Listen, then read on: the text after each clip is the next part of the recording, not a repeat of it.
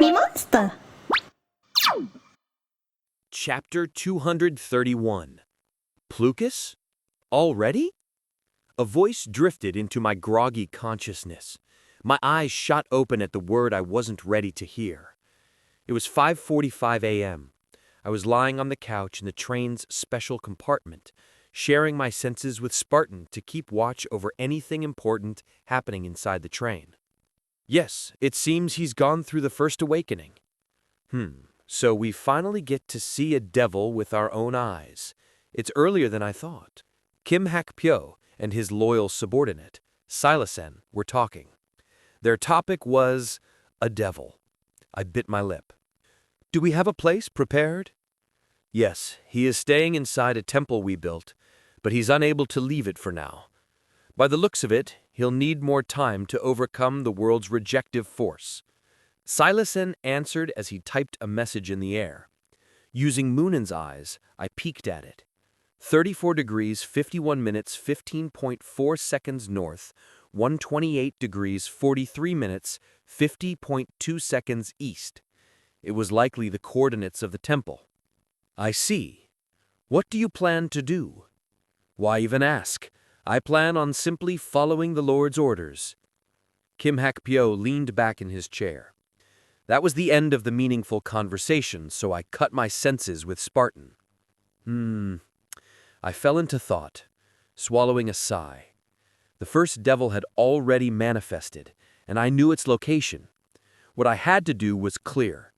Kill it with the god-slaying Mistletoe bullet. But there was one thing that worried me. Would a single bullet be enough to kill him? Even though the Desert Eagle was extremely powerful, especially with all the upgrades it had received, the opponent was a devil, and the number of bullets I could use was limited. After thinking for a bit, I took out the Book of Truth. If the physical functions of rank 50th Devil Plucus fall under 15%, the god-slaying bullet will be able to extinguish him. This percentage rises by 5% for each streak of stigma used on the bullet. That was what the Book of Truth said. At my full power, I would need Plucus's physical functions to fall below 35% to kill him. Even if I used overclock, converting my life force into stigma, it would still have to fall below 50%. It was understandable. A devil wasn't an existence that could be extinguished so easily. For devils, death and being extinguished were separate. A dead devil could always resurrect. To completely erase its existence, a very special method, or Kim-suho, was needed. A helper. That meant I needed help. Kim-suho and Boss were the first to come to mind, but the devils couldn't find out about Kim-suho yet, as they would undoubtedly try to kill humans who could threaten them first. I had to wait until Kim-suho got stronger. But I couldn't ask Boss either. Her magic power's attribute was darkness, which was ill-suited for fighting devils. As I mulled over my options, one individual popped into my head.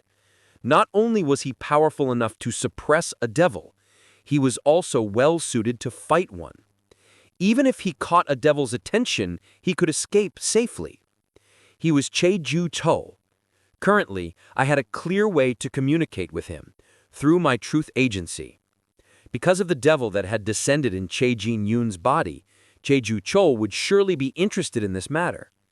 If I could get Cheju-cho to make a move. Dililing, dililing. At that moment, the train's alarm notified its passengers that it was 6 a.m., and the train captain's cheerful voice rang out. Has everyone had fun? In 9 hours, we will arrive on the 24th floor. The 24th floor is a very big desert. It is full of tricky monsters of death like scorpions, mummies, guards, Anubis, Sphinx, etc. But it also has amazing opportunities for you players. If you find a desert oasis, you will be given a hefty reward. I got up and stretched. The desert floor was where Sannori could shine. Of course, most horses would be useless in a desert, but Sannori wasn't a normal horse. I knew how to locate oases, and Sannori could take me there. Getting the 24th floor's rewards should be a piece of cake. Geek! At that moment, the door to my bedroom opened, and Jane walked in. Hi, Hajin. Jane seemed to have just finished a bath, humming as she sat on the couch with slightly wet hair. Did you hear the 24th floor's explanation just now? Yes, it's a desert. Right. I wonder what the rewards are. Jane murmured, showing interest, but she hated the heat, so she probably wouldn't leave the train. It's probably another skill book, an ultimate skill book, most likely. I already have one, so I guess I don't need to go out. I grinned, just as I expected. You're going, right? Of course. I'll need to fill out my ultimate skill slot. It was time for me to learn my ultimate skill. Oh, right. Did Boss finish learning all her skills? Nope. You know Boss has trouble making decisions. You know Fionel? Yes. That old man gave everything he owned to Boss, but she's still wondering what to learn.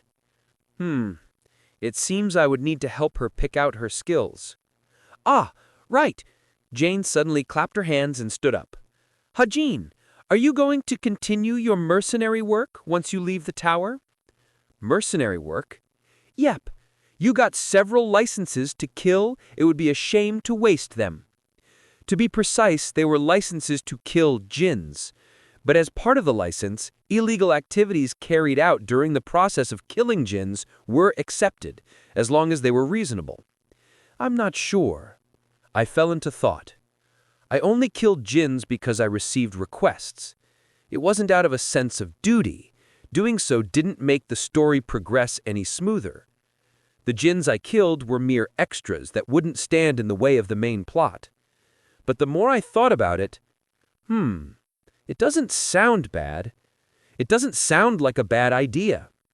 Why didn't I think about it until now? I looked at the item in my inventory.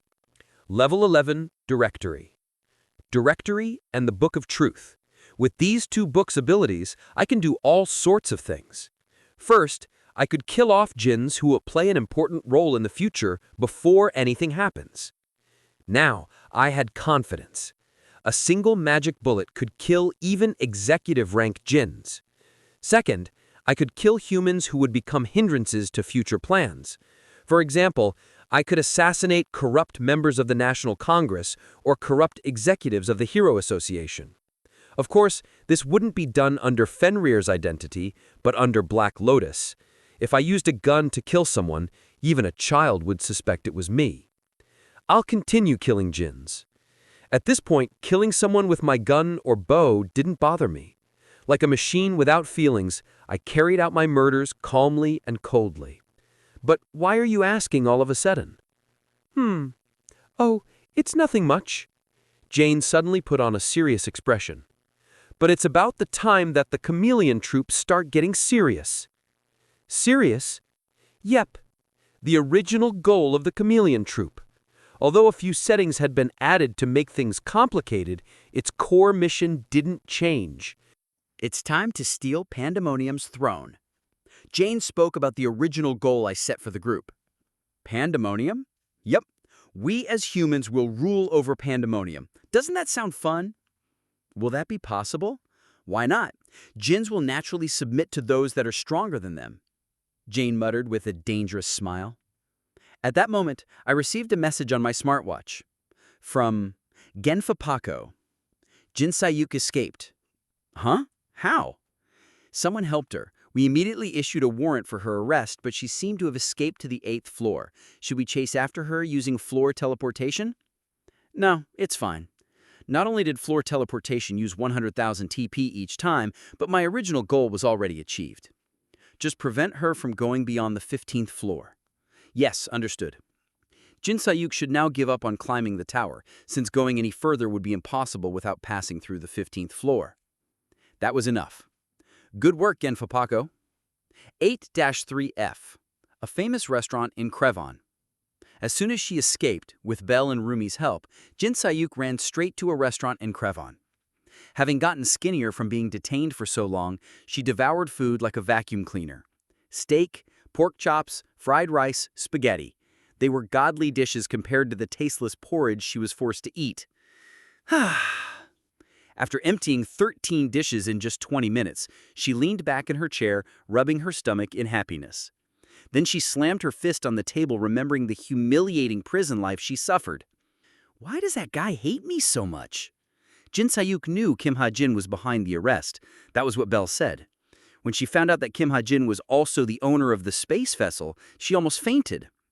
You picked a fight with him first. She had nothing to say to that. Although it happened a long time ago, she was the one that started it. Feeling wronged, Jin Sayuk chugged a glass of water. So, what's your plan now? Are you going to find Kim Hajin and try to fight him again? Jin Sayuk shuddered at the question. Kim Hajin objectively stood at the top of the tower. Not only was he strong, but he also had the authority to order NPCs and even administrators. Inside the tower, he was like a king. As such, fighting him inside the tower was out of the question. Not inside the tower, Jin Sayuk murmured quietly. So you're going to fight him outside, Belle teased. Jin Sayuk glared at Belle. Her previous defeat outside the tower had become a trauma she hadn't overcome. She thought it would fade, but it had only gotten worse. She often had nightmares, and her body trembled at the thought of him. You fucker? Belle chuckled at Jin Sayuk's cursing. Hearing this, Jin Sayuk shouted stubbornly, Once I get stronger, I'll fight him again, so don't annoy me. With your current mindset, I don't think you can beat him no matter how strong you become. Look, you're even stuttering. Jin Sayuk glared at Belle with resentment. Think about it as punishment for all the people you killed. But the words that followed were hard for Jin Sayuk to ignore. She forced a smile and spat out, If this is my punishment for what I've done, then shouldn't you die soon? Belle only smiled. I told you, you'll be the one that kills me.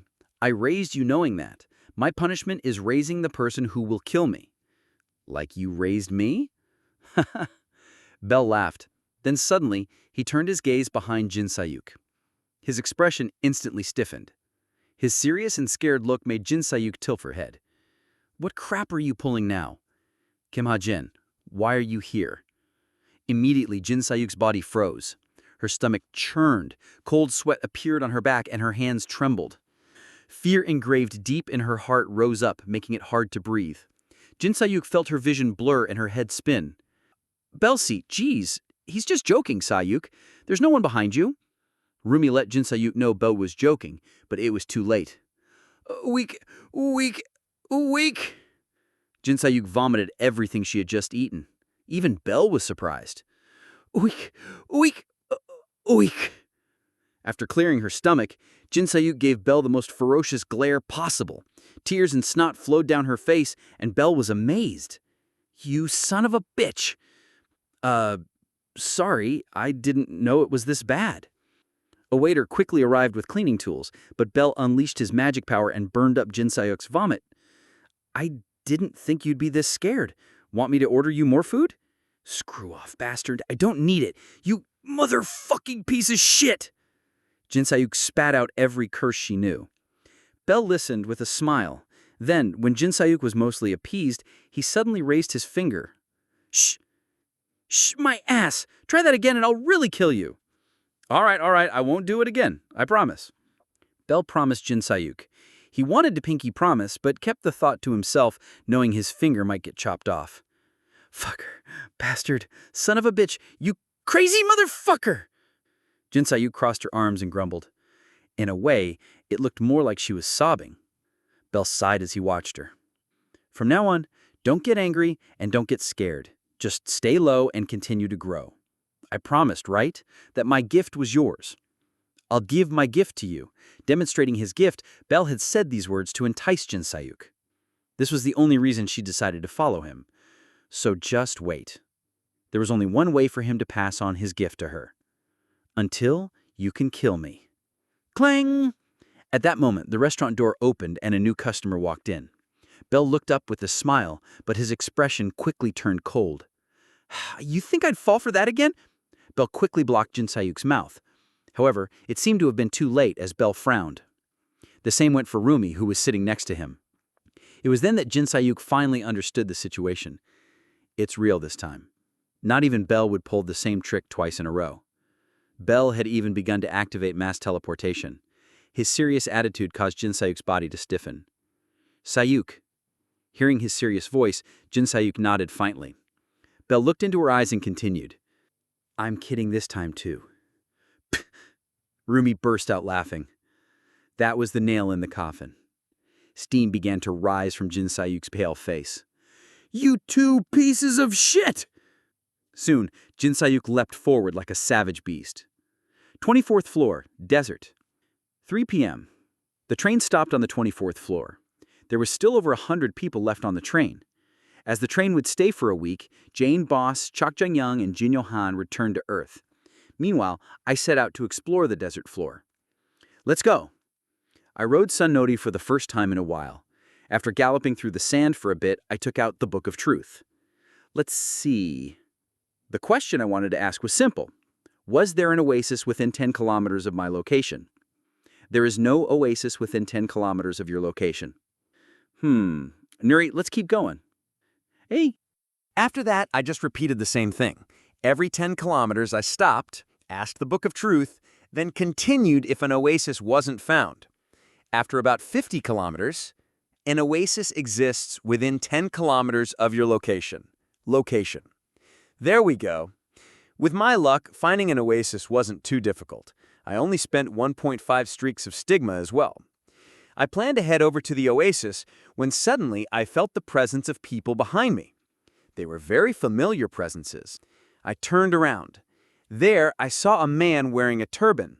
His silhouette was all too familiar, and his face even more so. He was Kim Suho, my novel's main character. Eh? Kim Suho also noticed me and widened his eyes. Then he raised his arm and waved cheerfully. "Hajin!" He ran up shouting. I hopped down from Sannuri and waited for him. With his speed, he reached me in less than a minute. He then put his hand forward with a bashful smile. "It's been so long, Hajin." "Yeah." It was perfect meeting him here, since I had to give him something. "Suho, I have a present for you." "Hajin, this is for you." But Kim Suho seemed to have thought the same thing as he took something out of his pocket. We paused and looked at each other. Then we laughed. I gave my present first. "Take this first." "What's this?" "A card that's perfect for you." "Oh, you bought a few cards on the 21st floor too." Kim Suho accepted my card without much thought, but when he saw the card, his eyebrows twitched, and he put on a flustered expression. Eight? 8-star? Hajin, this is an 8-star card. I think you took out the wrong one." "No, that's the right one. It's for a sword. Plus, it's light attribute. It's practically made for you." As I said that, I put my hand out. "Now, give me yours. You have a card for me too, right?" "Huh? Oh, yeah, but..." Kim Suho hid the card he took out behind his back. I asked with a faint smile, "What are you doing?" It's just that there's too big of a difference with what you gave me." "It's fine, so let me see it." When I reached forward, he took a few steps back. Judging by his flushed face, it seemed he was extremely embarrassed. "It's fine, so let me see it." "I'm not embarrassed. I'm just sorry." Kim Suho murmured quietly as he handed me his card. Echo of Silence. Active card. 6-star. Applies the following effects on sharpshooting weapons. Silent shot. Your weapon produces no sound on firing. Silence. Magic power of the sniped target is partially sealed. How is it?" Kim Suho asked nervously. I gave him a simple smile. "Great. It's perfect for me." Hearing that, Kim Suho's tense face finally relaxed.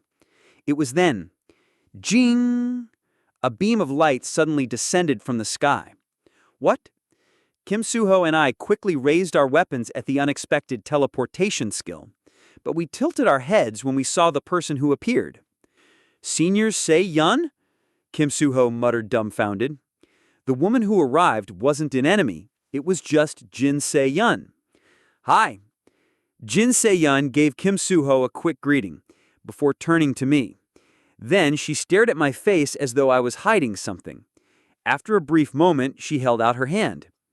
"Hello, Fenrir C." Yes. I'm your fan." "Excuse me?" I was taken aback by her last words. "My fan?" Jin Se-yun smiled, then showed me her nickname and the community group she was a part of. Jin Se-yun's Arrow. Club Fenrir, member number 3. Club Fenrir? What's this? It's something like a fan club. A stylish, unique gunman has captured my heart. I felt a strange sense of incongruity from her words. What Jinsei Yun was telling me were half-truths and half-lies, but I didn't know which parts were true and which parts were false. I hid my suspicion and asked casually, "Who's the #1 fan?" "Oh, it's a player by the name Captain Britain. Do you know who that is?" Captain Britain. As I obviously knew who that was, I answered with an awkward cough. Chapter 232. Why are you here? Shortly after they exchanged greetings, Kim Suho asked curiously. Jin Sayon answered briefly, "Because I saw you." Huh? I saw you, so I came." She said this and turned her gaze to me again. I smiled nervously, feeling a bit uncomfortable. It was hard to believe she was my fan, especially since I had used the same excuse before. But Jin Sayan was a good-natured person. It wouldn't hurt to trust her. Jin Sayan suddenly asked, "So, are the two of you looking for an oasis?" "Yes." Kim Suho looked slightly flustered at Jin Sayan's polite tone. Then may I accompany you?" I hesitated. I knew exactly where the oasis was, and I did intend to split the reward with Kim Suho. But I was a little skeptical about sharing it with Jin Sayon. "I don't need the reward. I simply wish to help you out as a fan," Jin Sayon added, as if she read my mind. "Ah, yes, if that's all right with you." That was fine with me. I nodded and hopped up on Sanuri. "Let's go find the oasis." "Hang. Follow me." I ran ahead with Sanuri. Jin Sayon and Kim Suho followed close behind. It took us about 30 minutes to reach the oasis. I took detours on purpose, pretending to search for it. "Congratulations! You are the first to discover an oasis. The reward has been doubled." "Eh?" I also received 50,000 TP. The reward was handed out immediately. Jin Sayon took out 5 bills, each worth 10,000 TP, to give me. "No, that's okay. Please keep them. The real reward is probably something else." The reward couldn't just be TP. I had a hunch.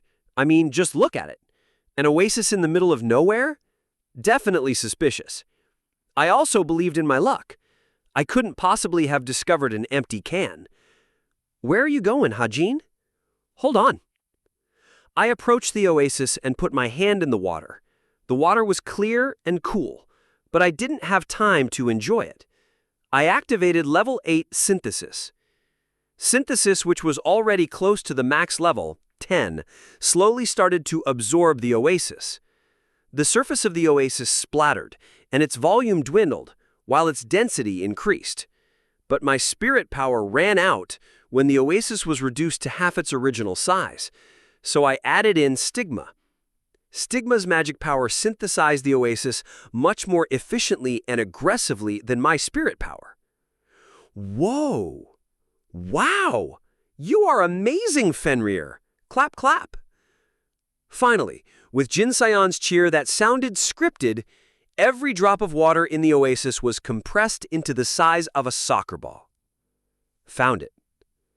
At the bottom of the oasis, which now lay bare, was an altar. Sitting on top of it was a treasure chest. I approached the chest without hesitation. The chest was locked, but that wasn't a problem for me. Click. I inserted the mystic key into the lock, turned it 180 degrees, and the chest easily opened. Inside there was a book and a piece of armor. Level 1 Ultimate Skill Acquisition Book. Complete Understanding of Spirit Power.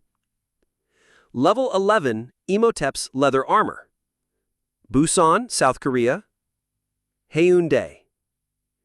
Meanwhile, Chain Ai-yoon purchased a vacation home in Busan with the money she'd been saving, plus her salary from the guild. She chose Busan for no particular reason. She just kept suffering from headaches in Seoul and thought a change of environment might help. But that turned out to be nothing more than a wish. Even in Busan, she rarely had time to enjoy the new environment or look after herself. Here is the related information. It was all because of the regular video calls she had with her informants. The informants that Yu Yanha had prepared for her were way too diligent. They would send her reports a couple of times a day, and Che Na-yun was completely occupied just trying to make sense of them. Is this the information related to that incident? Yes. Che Na-yun could see the informant's face, but the informant couldn't see hers. She started going over the pile of reports that the informant, Kim Ho-sup, had sent her. She examined it scrupulously. Every cell and neuron in her brain was on fire. The report was thick and complicated, but she tried to make sense of it on her own. However, what she would say in the end was already decided. Summarize it. Yes. The informant continued as if he had already expected her to say so. There are so many suspicious points about the murder of Che Junyan. In fact, it's suspicious that there are so many suspicious points. The informant's summary of the Che Junyan case was as follows. There were too many suspicious things about the case, which was also the most suspicious thing since the victim was none other than Che Junyan. Che Ju-chol's grandson was murdered. So there shouldn't be anything suspicious, and even if there were, they should have already been resolved. Yet although this case caused a stir once, it was called off much too quietly. Because of this, there are a lot of conspiracy theories about this case. Conspiracy theories? Yes. This was news to Che Na-yun, who had stopped looking at the internet since that day. Well, to be precise, she was cut off from the internet, not only from the internet but from society as a whole. After all, she had climbed to Baekdu Mountain immediately after her second year at Cube. Explain? Investigators detected a demonic energy storm of high density at the site of the murder. It was also confirmed by the witness that the demonic energy was huge and extremely destructive. It broke my heart just imagining what her brother had to go through. He must have been so scared and distressed. Che Na-yun forced herself to listen to those painful words. She felt as though her gut was rotting, but she knew she had to continue. Right. Demonic energy storm. I was able to find that much even by myself, but nothing beyond that. Strangely, my father remained silent about the case and even scolded me every time I showed the slightest intention of investigating. As you know, demonic energy is similar to magic power in that they both have something called signatures. So by analyzing the demonic energy at the site, we can learn how many people were present at the scene. Che Na-yun also learned this theory at Cube.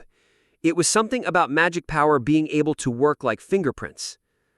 According to investigators, only one demonic energy signature was found at the scene.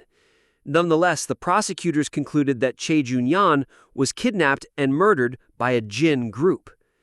Two theories can explain why. The informant continued slowly, step by step, so that even Che Na-yun could understand. The first theory. Che Jinyan really was murdered by Jins. This is what Che Ju-chol has officially announced to the public. But a question remains. Jins like to operate in groups. So why was only one demonic energy signature detected? No, that's wrong. There's no way it was a Jin group. Che Na-yun interrupted the informant. There might have been a Jin accomplice, but Kim Hajin certainly wasn't a Jin. If he was, he would have given off the unpleasant aura characteristic of Jins. There was no way that Che Na-yun, with her exceptional instincts, would have missed that. Anyways, cross that out and give me the next theory. But the next theory is even more bizarre. What is it? Tell me. One of the two theories was invalid. Then the remaining one should at least be closer to the truth. However, Che Jinyan was a Jin. That's the theory. The moment she heard those words, Che Na-yun's heart sank. The theory is that Che Jinyan was a Jin and that the association intervened to dispose of him. This is what the supporters of the theories say. Che Na-yun didn't say anything. She had ceased thinking completely, as if a switch inside her had been pulled down. I apologize. The theory is that Che Jinyan was a Jin. A number of djinns would have been needed to carry out an operation of this size and level. However, as I said, only one demonic energy signature was detected at the scene. Also, there was no sign of demonic energy at the hospital from which Che Jinyan was kidnapped. "Don't!" Che Nayan clenched her teeth and interrupted him. Countless words lingered in her mouth. They were all swear words filled with rage, but she suppressed her anger. "Pardon? Don't say things like that." She mustn't get angry. The informant was not at fault. In fact, he didn't even know who I was. Che Nayan let out a deep sigh and continued. "That's impossible, so look at things from a different angle. For example, a combined organization of humans and jinns, something like that." "Yes, understood." "Okay, good work. As for your performance-based bonus." The limited edition of Reorient Nox, a game released in 1992. She had put in quite a bit of effort to secure a copy of this rare game for her informant. She had managed to secure a copy of this artifact only after utilizing all her personal connections and paying 1.5 billion won. Che Nayan sent the game data over to the informant. "Here it is. Hook, this is the famous Reorient Nox Gen. Continue your good work." "Arigato, I'll try my best." The call ended with the informant gasping in surprise. Then everything became quiet. In the silence, Che Nayan sighed and buried herself in a chair. She couldn't even speak because she was so dumbfounded. Why would anyone on the internet come up with such nonsense? Whoever he is, he deserves to be sued. How could anyone even imagine my brother was a djinn? He was the most righteous man in the world. He was smarter, cooler, better looking, and stronger than me. That totally ruined my mood. Che Nayan turned her computer on to play a game in order to prevent herself from getting depressed. The game was an MMORPG titled Leaf Story. Paul. However, she turned it off after playing for only 15 minutes. It was boring. In fact, most games had become dull after the Tower of Wish. It was fun hunting monsters, collecting items, and raising item levels in the tower. It was all thanks to that fun that she continued to live her life, even at a slow pace. She stretched in her seat when suddenly she noticed a slip of paper on top of her desk. Invitation letter to the love room. This was a ticket that could summon any player, whether he was on Earth or in the tower, to where she was. She had brought it with her since she had turned it into an effective good. I guess it's useless now. Extra 7. There was something fishy about him, but he was her old teacher. He was also the one who saved her life. I told myself I needed to thank him sincerely when we finally ran into each other. Well, I'm sure I'll have the chance to use it in the future. Che Nayan muttered and placed the invitation inside the desk drawer. 1:36 a.m. It was getting late. She entered the bedroom and lay down on a huge bed. But her thoughts resumed the moment she settled. Che Jinyan was a djinn.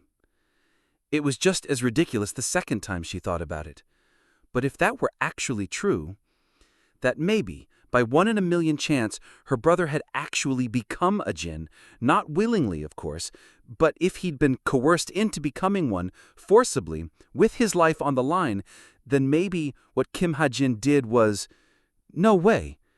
It really was more convincing to assume that Kim Hajin was only pretending to have killed her brother. A demonic energy storm is something that Kim Hajin could not create. Damn it, Che Nayan muttered and shook her head aggressively. Then she picked up a container full of sleeping pills from the drawer next to the bed. Tak, tak! She emptied the container into her mouth. The amount was enough to kill an ordinary person from overdose, but it was the bare minimum to put a superhuman like her to sleep. She let out a deep sigh and lay back on the bed. Soon, the familiar sense of drowsiness crept in. 26th floor, True Demon Realm. 21st floor, Card Kingdom. 22nd floor, Deep Sea Abyss. 23rd floor, Crescent Moon Sea. 24th floor, Dream Seeking Desert. 25th floor, Bridge to the End. The train passed through these 5 floors and finally reached its destination, the 26th floor. This is the destination, true demon realm. Our train does not operate beyond this point. Of the 403 rankers that boarded the train, only 73 remained. From here on out is the start of the final chapter of the Tower arc, a top ranker only zone, so to speak. Please look to your right. That is the Demon Realm Tower where the Demon King resides. I turned my gaze to the right as the captain, who sounded much more serious than usual, instructed. The violet earth was covered in dark fog. Beyond the fog stood the silhouette of a tall tower.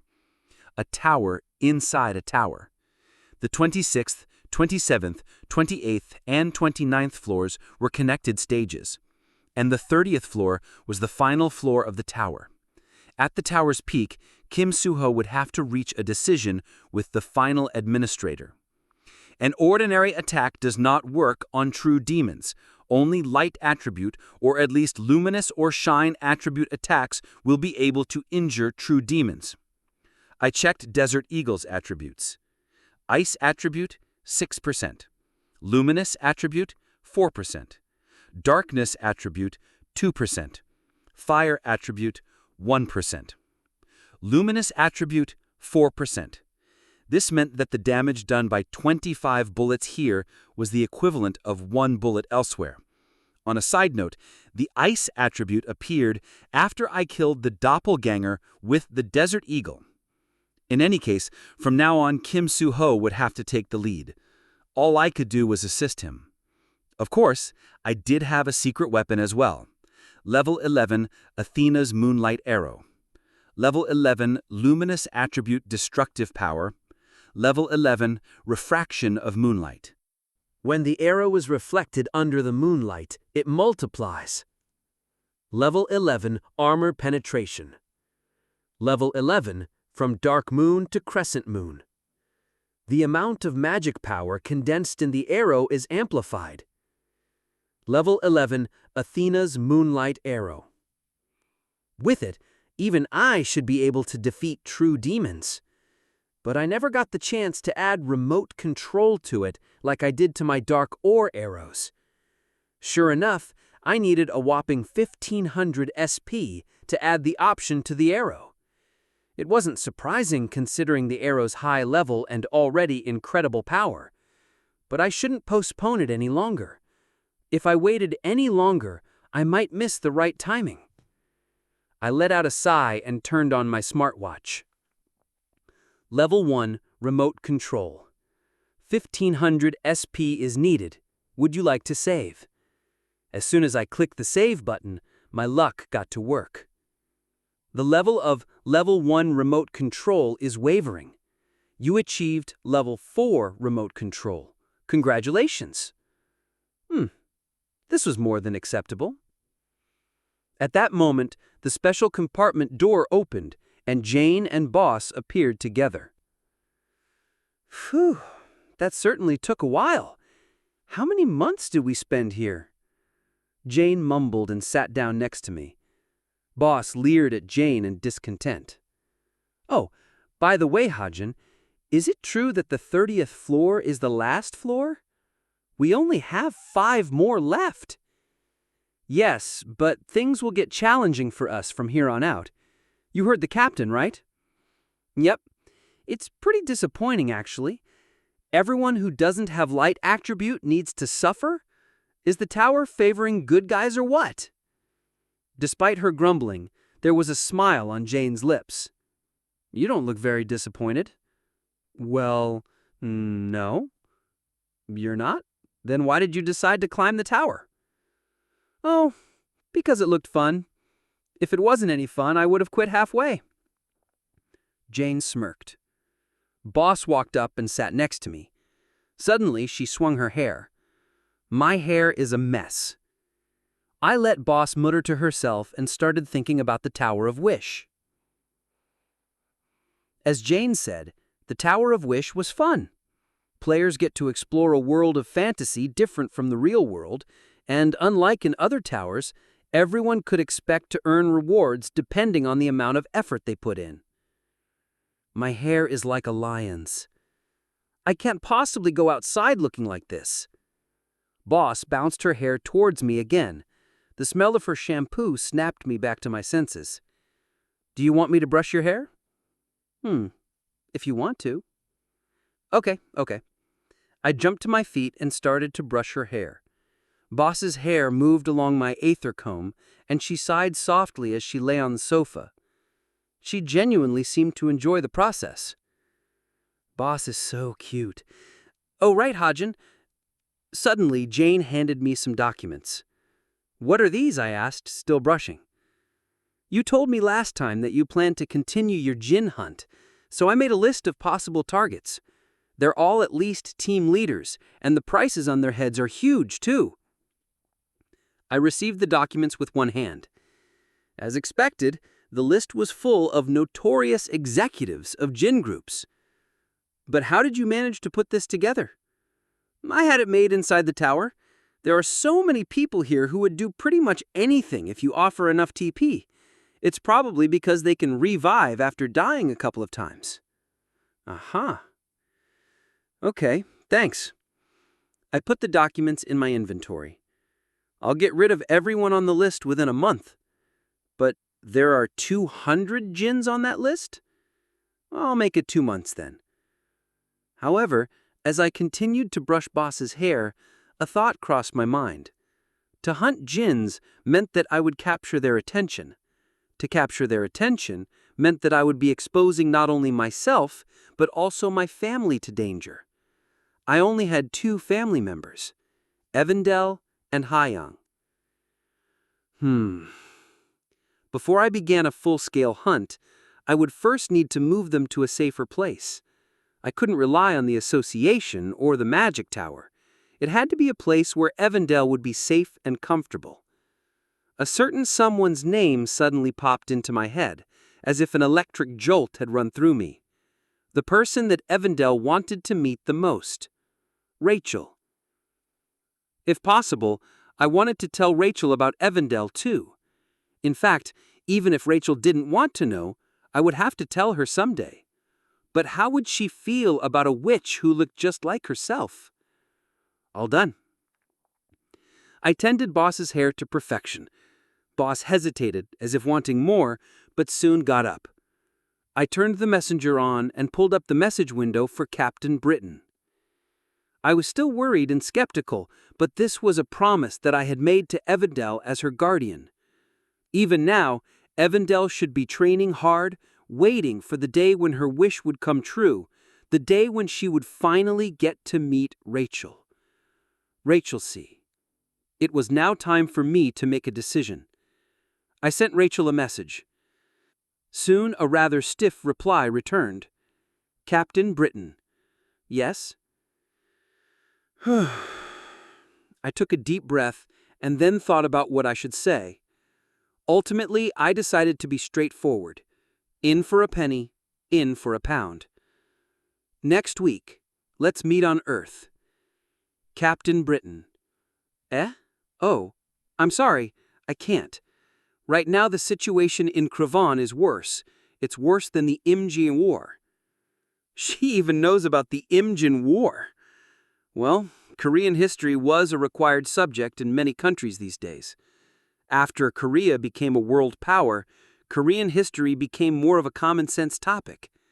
The Korean War was also considered one of the most important wars in history. It'll be quick. I typed a response, but because it didn't seem enough, I sent a second message shortly after. I heard you were Fenrir's #1 fan. Chapter 233. I heard you were Fenrir's #1 fan. The reply came 5 minutes after I sent the message. Captain Britain. What do you mean?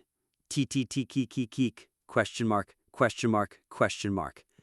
I could tell how nervous she was from her text. I smiled and typed my reply. I heard from the Divine Archer. I'm sure you said it to get closer to her. I could imagine how it all went down.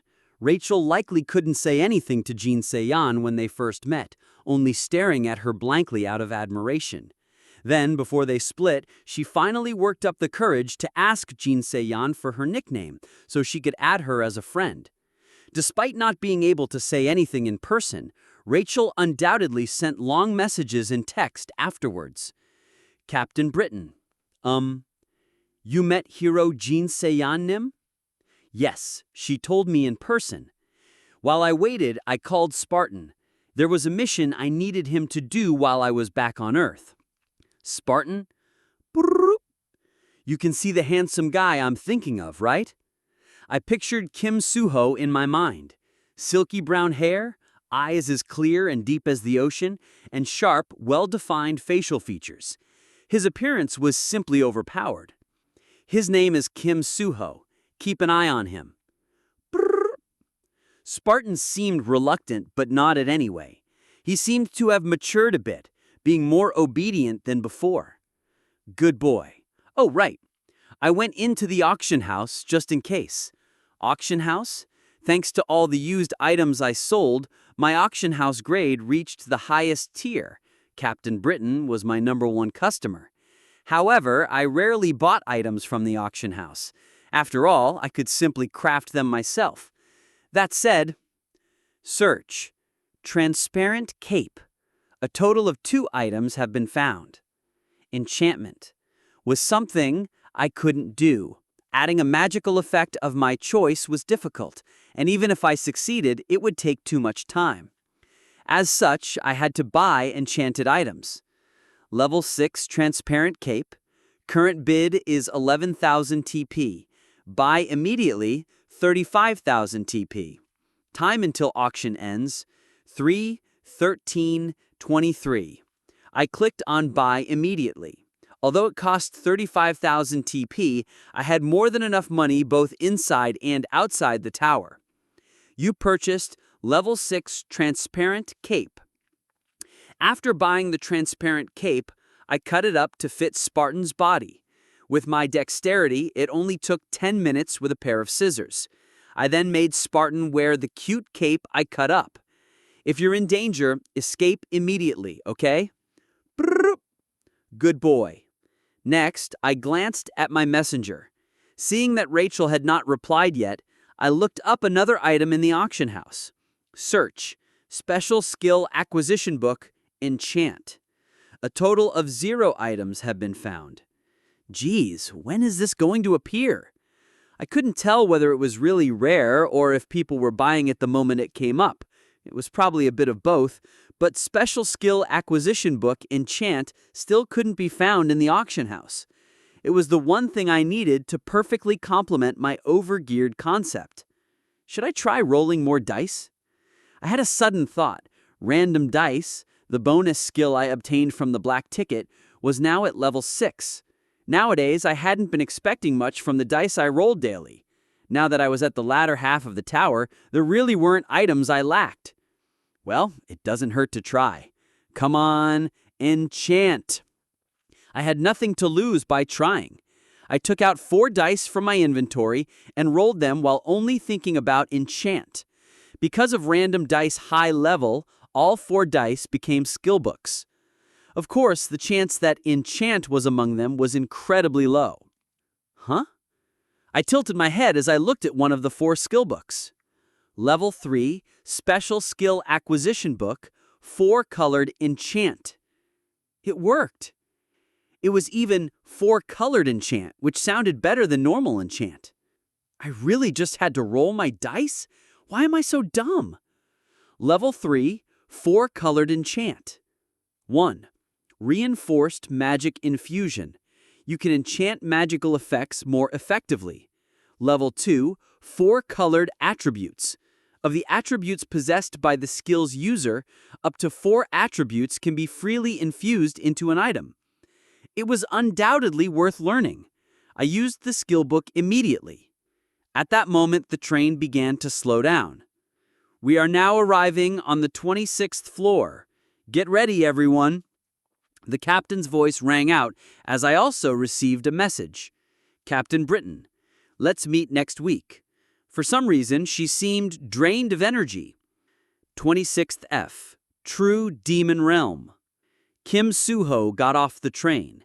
A thick fog and violet earth greeted him. An unimaginable monster lurks here. There was a sign on the train station which Kim Suho read out loud. Hey, are you going to keep climbing? Lee Young-han, who was next to him, asked with a trembling body. The Furmans left, and even Che Na-yan went back home, so why are you so intent on climbing the tower? The Furmans said they had troubles with their family and left on the 24th floor, saying they would come back soon. They were likely fighting monsters in Italy at the moment. I have to keep going. Why? It's not like the tower is going to disappear if you wait a little bit. It's fine if you wait to get stronger. Lee Young-han seemed to be afraid of going any further. Well, it's just that. However, without the slightest hint of hesitation, Kim Suho stared at the Demon King Tower standing tall in the far distance. I think I have to climb it. Looking at the Demon King Tower, a strong urge rose in his head. It felt like the reason he came to Earth was inside it. But why? I don't know. What'd you say? Hey! At that moment, a familiar voice called out to Lee Young-han and Kim Suho. It was Eileen, the human dragon. You're alone, right? Want to come with us? Hello? Can't you see I'm right here? Eileen's eyes were fixed only on Kim Suho. Slightly offended, Lee Young-han pointed at himself. I see you, but for some reason I didn't think you would climb up any higher. I will go with Suho. We're a set. Well, sure. So are you coming with us? Kim Suho was about to nod in agreement, but paused when he saw Shin Jong-hak standing next to Eileen, glaring at him. Oh, he's okay with it too. Eileen pointed to Shin Jong-hak and shrugged. Just like she said, Shin Jong-hak didn't seem opposed to the idea. Lee Young-han was confused. Shin Jong-hak was willing to form a party with Kim Suho? Did he get eaten by his doppelganger? In that case, I'd love to. Kim Suho nodded, and a system alert popped up. Eileen and the kids invites you to the party. Would you like to accept? Kim Suho clicked yes. Just like that, Kim Suho, Jin Se-yeon, Shin Jong-hak, Eileen, Lee Young-han, and Lee Young-han became party members. Good choice. As I thought, you know what rope to grab. I heard you have a full light attribute. Yes, that's right. Kim Suho, magic power was 100% light attribute. Hearing this, Eileen laughed happily. Hee, I like it. Kid, have you thought about joining the Temple of Justice? No, that's... It was then, koom, koom, koom. With oppressive footsteps, a man with a giant stature walked out of the train. Aileen's head naturally turned towards him. Then she furrowed her brows. It's him. Those two words carried many meanings. Most rankers were too scared to even touch this man. However, Aileen walked over to this steel-bodied giant, who was larger than most humans. Soon, Chok Jung-young also noticed her bold steps. Oi! Aileen stood in front of the man who was at least 60 centimeters taller than her. What do you want? Chok Jung-young's voice rang out deeply. Aileen found it hard to look up to him, so she lifted herself up with magic power. Standing on a fluffy cloud of magic power, she looked at Chok Jung-young at eye level. Chok Jung-young stared at Aileen dumbfoundedly. What, you want me to headbutt you? Your skull and brain are going to explode at the same time. Shut it! Tell me where Black Lotus is. Chok Jung-young frowned. Black Lotus? That's right. Did you think I was interested in you? Why are you asking me about him? Huh? You think I'm dumb? You two are in the same group, so hurry up and tell me before I use spirit speech. What an unreasonable woman. Did her brain stop maturing in exchange for spirit speech? Chok Jung-young sighed and thought inwardly. You'll be able to meet him if you keep climbing the tower. What? Right, since he's always watching you guys. Us? Is that a warning? Jin Se-yeon interrupted. Black Lotus was watching them. It didn't seem like a bluff. With Black Lotus's abilities, this meant that his arrows could strike their necks at any time. No, that guy, I don't know why, but he wants you lot to clear the tower. Pardon? What does that mean? Explain. Stop bothering me now and screw off. Especially you, you damned brat. Chok Jung-young glared at Aileen and spoke. Brat? However, height was Aileen's greatest complex. Magic power blazed above Aileen's head, but Chok Jung-young grinned and clenched his fists as though this was what he wanted. Lady Aileen, please calm down. There's no reason for players to be fighting at this point. Jin Se-yeon and Kim Soo-ho stepped in front of her. Even then, Aileen continued to glare at Chok Jung-young for a long time before finally letting out a cute snort. I know. Guys like him probably can't scratch a hair on demons because they lived such dirty lives. If you don't want to be killed by demons, I suggest you go back to Earth. Ha ha! Aileen's criticism seemed truthful to a certain extent, but Chok Jung-young immediately proved that it was false. He condensed a ball of magic power on his palm. Whoa! A blue energy ball resonated with the air. Although other attributes were mixed into it, its main attribute was clearly light. What does that look like? The heck is that? Don't get over your head, kiddo. Chok Jung-young put away his energy blast. Then he walked past Aileen's party and left the train station without hesitation. Talk, talk. While receiving the attention of numerous rankers, he walked into the 26th floor's forest by himself. His back exuded the aura of heroism and confidence. Ah, right! Then Chok Jung-young suddenly shouted. His voice rang out like thunder. He turned his head halfway and looked at Aileen's party. It was because he felt like he said too much about Black Lotus. If you want to look for Black Lotus, do it after you defeat me. What? However, Aileen's party interpreted his words differently. To them, his words had a clear meaning, that Black Lotus was someone even that oppressive brute obeyed. In the first place, they knew that black was the strongest color in the chameleon troop. While Aileen's group was worrying about Black Lotus, who was supposedly watching them, Chok Jung-young disappeared into the 26th floor's forest. We should go too. There's nothing to be worried about. Yes.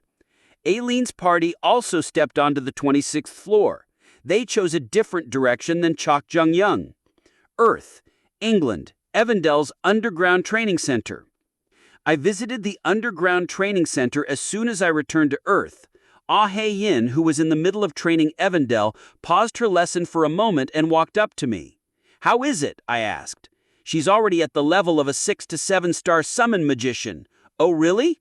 Yeah, but that's only in summon magic. The number of summons she can handle is only a bit less than me. In other words, Evandale was at the 6 to 7 star level in terms of quality of summons and her commanding technique, but was at the 7 to 8 star level in terms of quantity of summons. That's amazing. It's beyond amazing. It's extraordinary, especially that wolf and tiger. A wolf, the end boss of canines, and a tiger, the end boss of keylines. The black-maned Fenrir was aloof like a solitary samurai, and the golden great tiger was imposing like the sovereign of a battlefield. Those two are getting stronger along with Evandale. They're at the high intermediate rank for now, but it's only a matter of time before they reach high rank. I see. I didn't know it back then, but it looks like you raised her well. Kahum. Evandale and I spent a long time together, but I didn't really think I raised her well. In my mind, the potential Evandale was born with and the high-class items I gave that increased her growth rate just by wearing them were responsible for how she was now. At that moment, Ah-Hae-in rubbed her chin and muttered, "She looks like someone no matter how much I look at her." Like who? Rachel! I got to meet her not too long ago. I smiled. Just like Ah-Hae-in said, Evandale and Rachel looked alike. It wouldn't be wrong to say she was a miniature version of her. The only difference was that Evandale was cuter, since Rachel was more pretty than cute. Evandale? After finishing my conversation with Ah-Hae-in, I approached Evandale, who was lying on the floor using Fenrir's tail as a pillow. When she heard me call out to her, she immediately shot up. Hajin, I was training hard, really, really hard! She ran into my embrace and strongly appealed the effort she put in. I know, I heard, so I was thinking. I put my mouth against Evandel's ear. Although I was still a bit hesitant, it was about time. As her guardian, I had to do what was right. I whispered, "Let's go meet Rachel." Immediately, Evandel froze. She didn't move an inch, as though she became petrified. After staying like that for a while, Evandel said a single word. "Really?" I nodded. Still, Evandel looked at me with widened eyes, unable to express her feelings. "Really? Really?" "Of course. I told you, right, that I would let you meet her if you train hard." "Really? Really? Really?" "Yeah, but in exchange," I held up my index finger.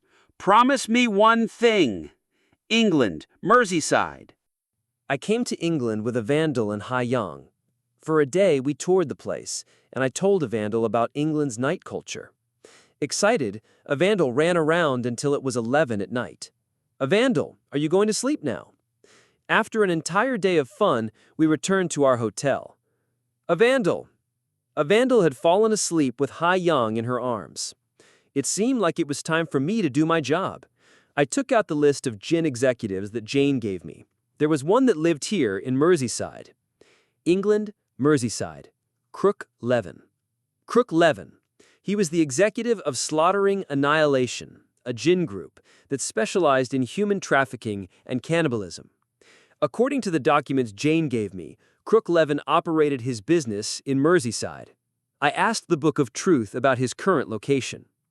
53 degrees, 32 minutes, 35.5 seconds north, 3 degrees, 5 minutes, 34.8 seconds west. The Book of Truth gave me the coordinate, and I opened the hotel window and jumped down.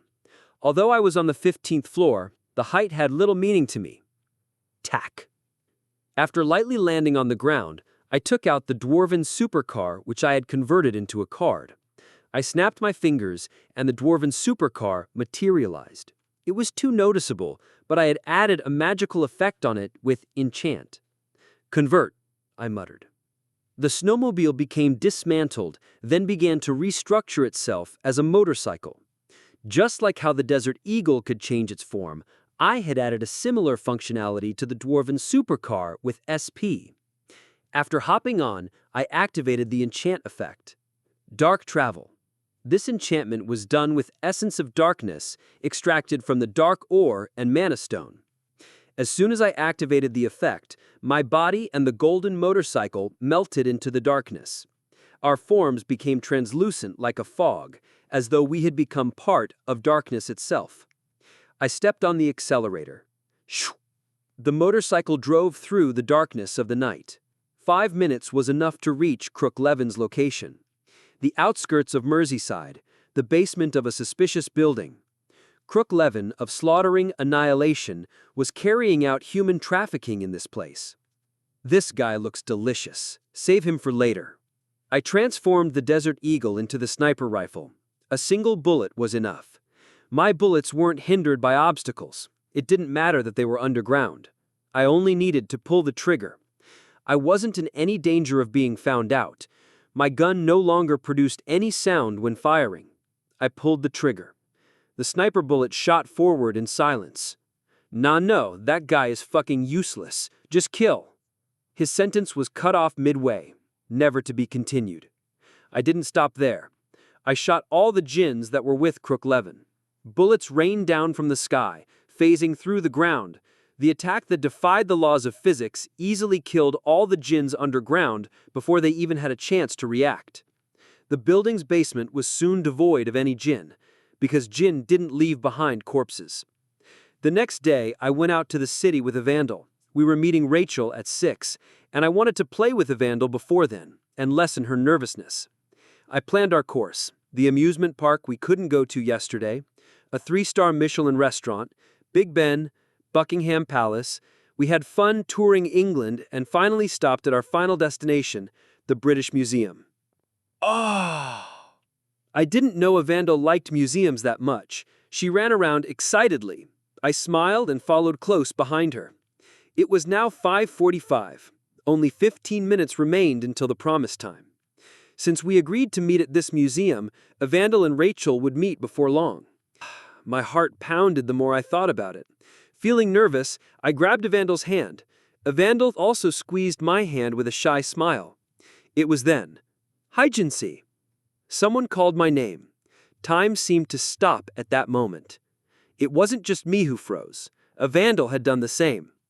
I took a deep breath and calmed my beating heart. The voice that tickled my ears and the perfume that touched my nose undoubtedly belonged to the girl I knew. There was no reason to be nervous. I just had to act natural. Just natural. I slowly turned around. As expected, Rachel was standing there. "Hello, Rachel C." "Yes, it's been a while." Rachel looked at me first. "So, what did you want to talk about?" It took her a moment to realize I was holding on to someone. Her eyes naturally fell on the child next to me, who looked just like her. The child also looked up at Rachel. Her beautiful eyes carried a hint of fear, but also excitement and happiness. Evandel was hoping for something. Just like that, Rachel and Evandel stared at each other. Chapter 234. Tower of Wish, 26F, True Demon Realm. Team Aileen and the kids was currently lost in the Forest of Bewitchment, one of the regions in the Demon Realm. A week had passed since they first set out on their journey, but they were still miles away from the Demon King's tower, which stood tall in the distance. "I'll admit, I'm exhausted." Even Aileen finally admitted her fatigue. Every demon they encountered was as powerful as a boss monster, and when a whole pack appeared, like just now, the team had to fight for an entire day just to survive. It certainly is difficult that only light attribute attacks work. Jin Se-yeon wiped sweat from her forehead. With much difficulty, they had emerged victorious against 13 demons, but the after effects were serious. Shin Jong-hak and Yi Young-han realized that no matter how hard they tried, they couldn't overcome the limits of their attributes. They returned to 21F, Card Kingdom, to purchase light or at least shine attribute weapons and enchant cards. "You aren't too bad, huh?" "It's just that my attribute is suitable for fighting against demons." "It's not just a matter of suitability. With your abilities, you'll be promoted to high rank in no time. No, you're already on that level. Don't you think you could probably win against that self-proclaimed master rank archer over there?" Kim Soo-ho gave a small smile. "No, you're too kind." "Coom. Anyways, Lady Aileen, where do you think Black Lotus is?"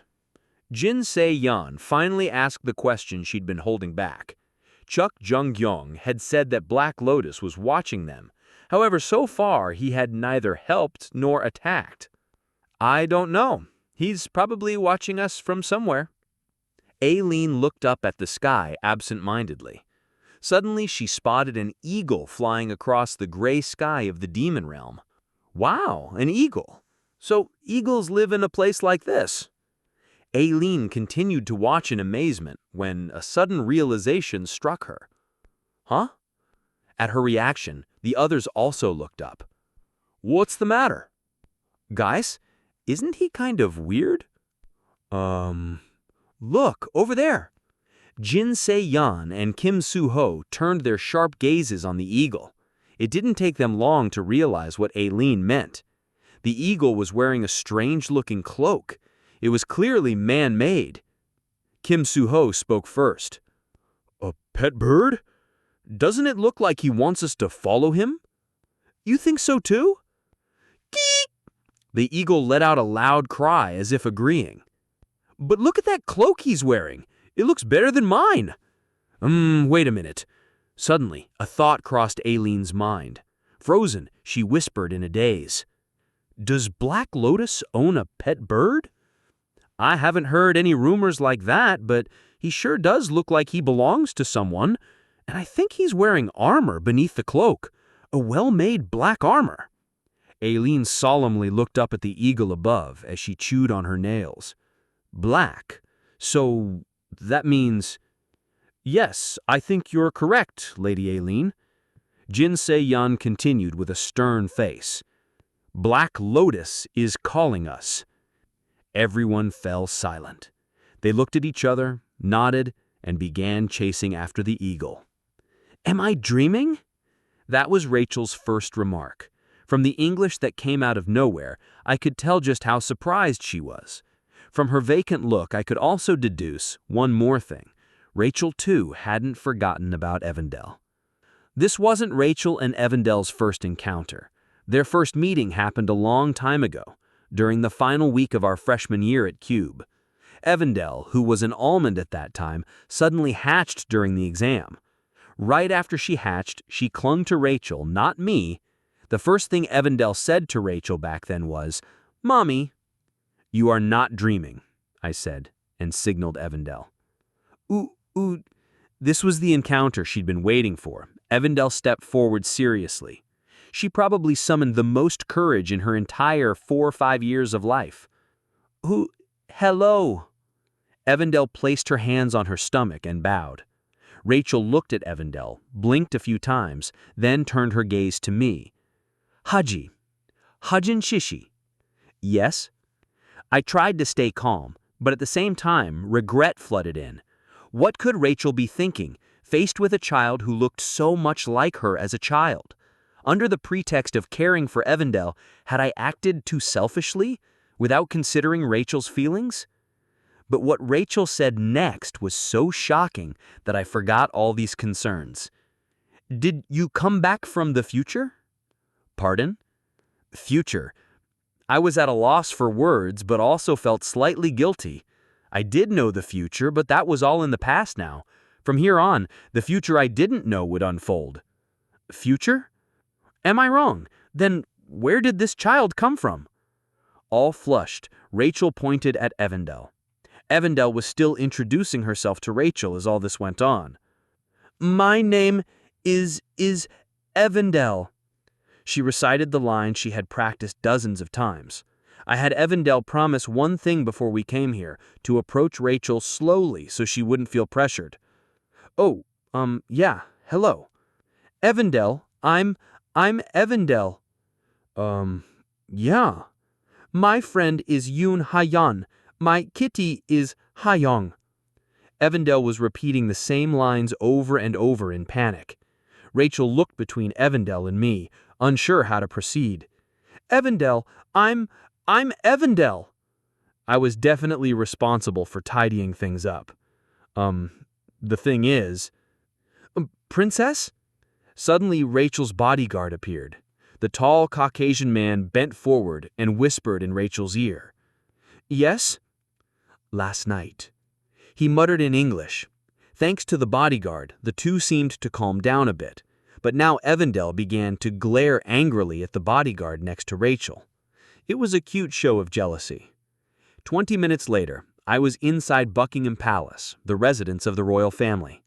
The palace was just as beautiful and elegant as all the pictures and films I had seen. Well then, Rachel led us to the reception room. There was no one else inside. Before we began to speak, Rachel glanced at Evandel next to me. Sparkle, sparkle. Evandel was looking at Rachel with overly sparkling eyes. Rachel seemed to think it was adorable as the corner of her mouth trembled slightly. It was a good sign. Then the pet seed that you had back when you were in Cube is... Yeah, that seed is all grown up. I introduced Evandel not as a witch, but as a fairy.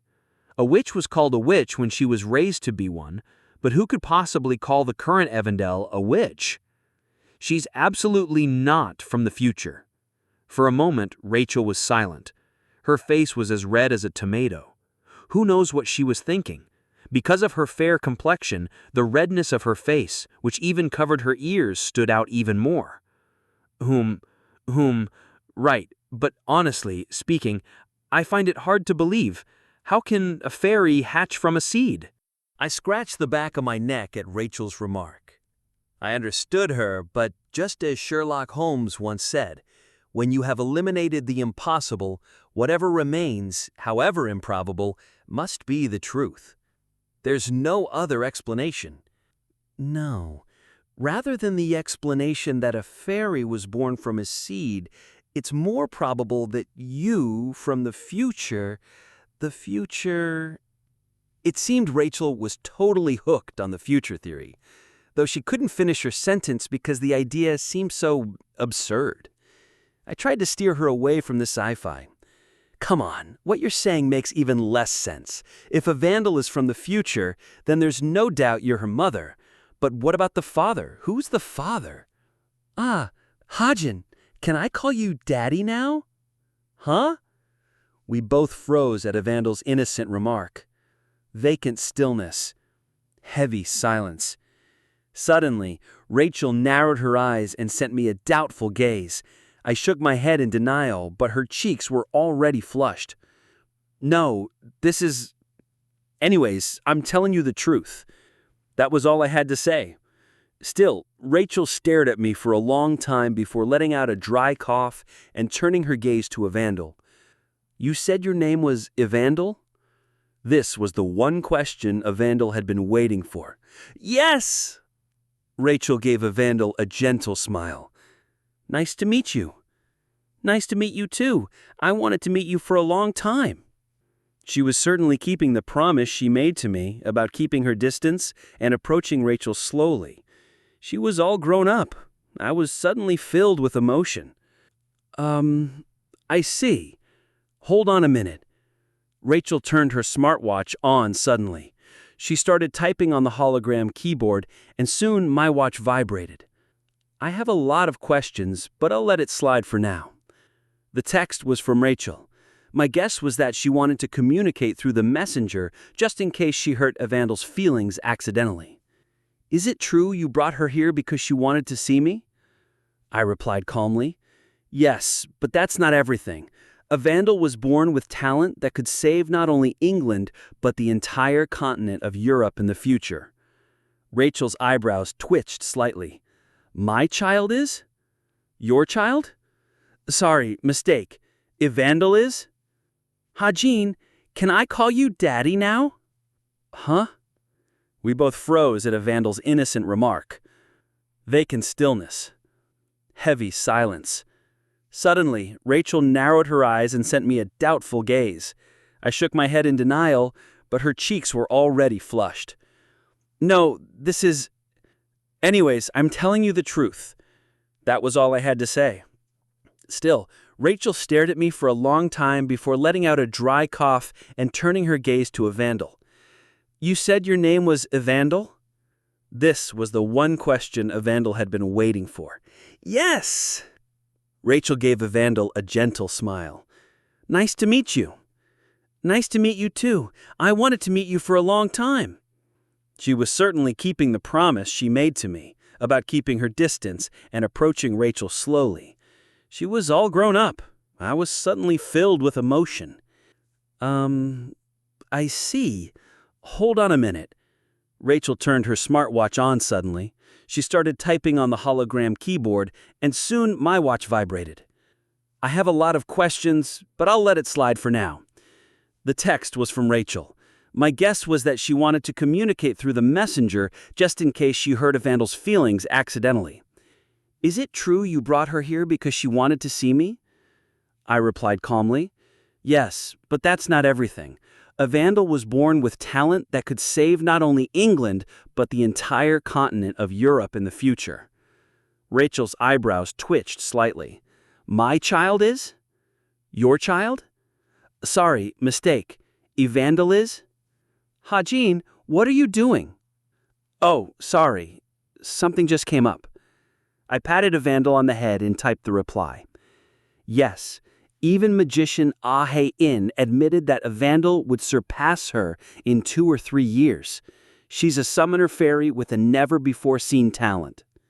Evandel's creations would play a large part in the 3rd phase of the story, which is just around the corner.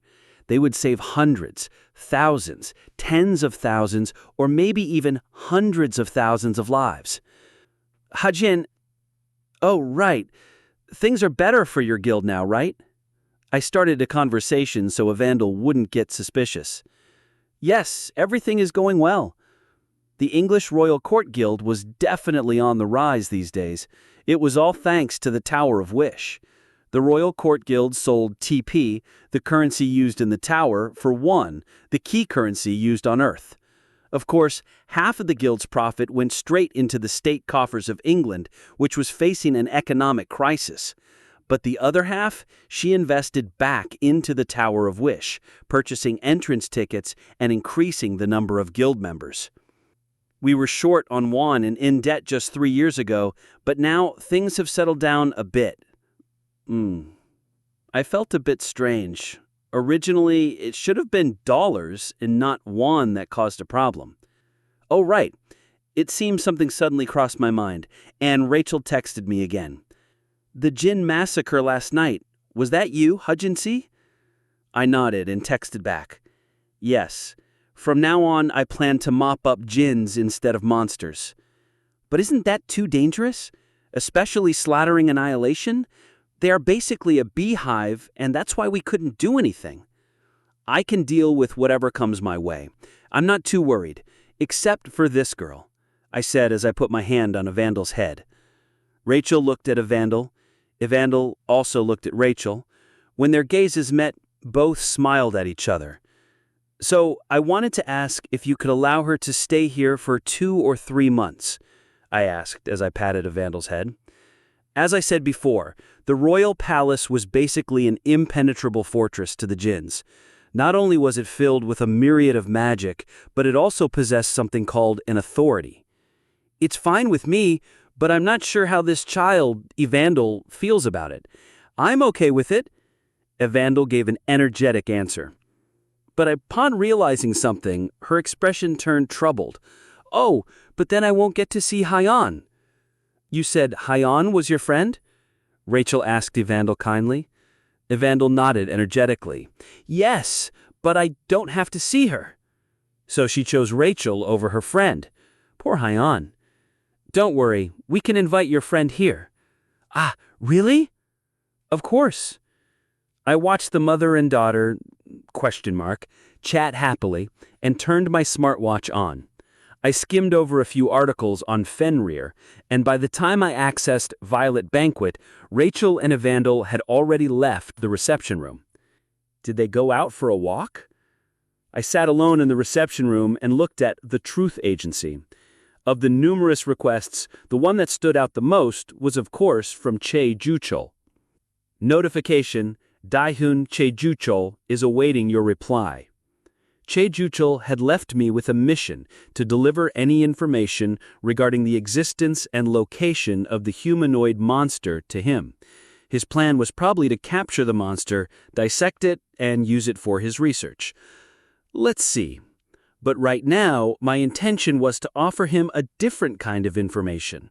The coordinates for the devil, Plukus, that Kim Hak-pyo mentioned last time. Reply from the Truth Agency. There is a lack of information about the humanoid monster. However, from the conversation between 2 Jins, I was able to confirm the existence of an unidentified being.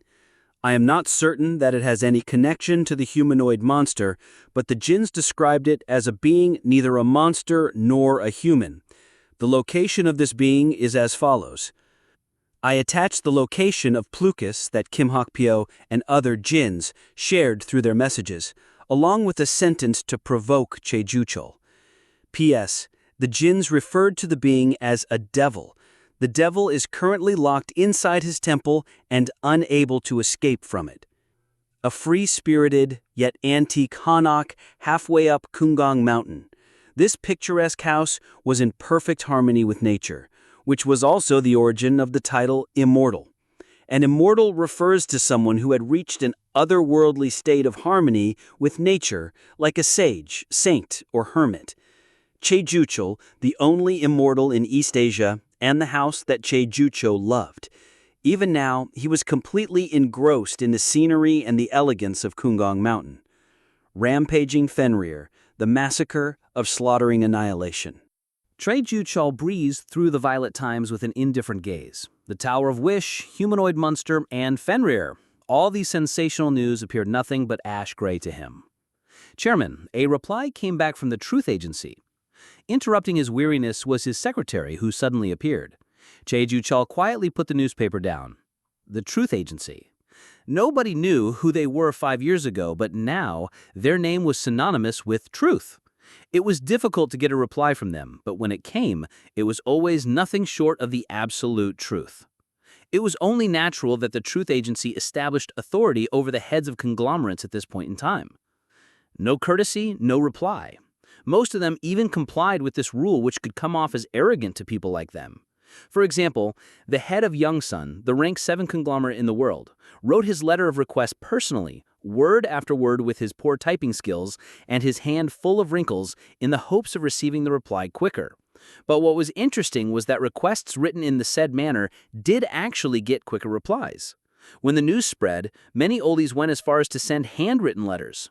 80 years old, and they were personally grinding ink sticks and writing letters with brushes.